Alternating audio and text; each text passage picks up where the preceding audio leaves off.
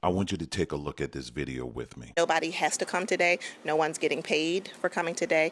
They are genuinely coming because they care. When they talk about boots on the ground, this is what it looks like. One by one, these volunteers are spending their Sunday on the phone, asking the same question, but never quite expecting the same answer. There are an array of reasons that, can cause students to become absent.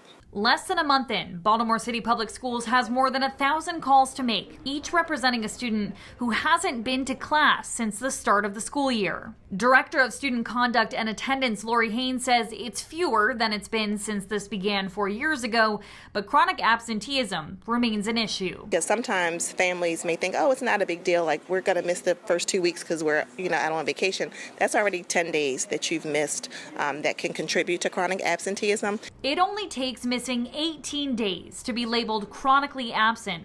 And in Baltimore City, most recent data shows nearly half of students in the district fall into that category. Although the numbers have been slowly improving, as people like Roger Shaw, the executive director of the Re-Engagement Center at BCPSS, sees the student behind the number as he works to reconnect families to the resources they need in real time, whether that's an appointment at the center this week or the right school supplies. And at the end of the conversation, you listen for that piece of hope, right? That this can happen. We're going to support you.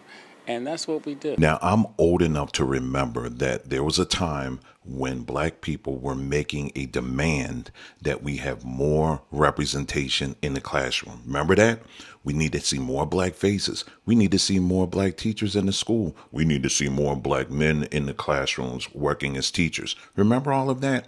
Now, today, here in this district, we have Black teachers that have to, beyond teaching, they have to create some type of makeshift call center to call Black children and their parents to beg them to come to class. That is not a government problem. That is a problem that starts in the home. The unfortunate results is this is going to produce more of our children who don't know how to read and don't know how to write. This is just one district out of many places where this is seen all over the country. Not only do we have to be willing to talk about it, we also have to be willing to do something about it and stop beating up on people who just simply mention these facts. It starts in the home.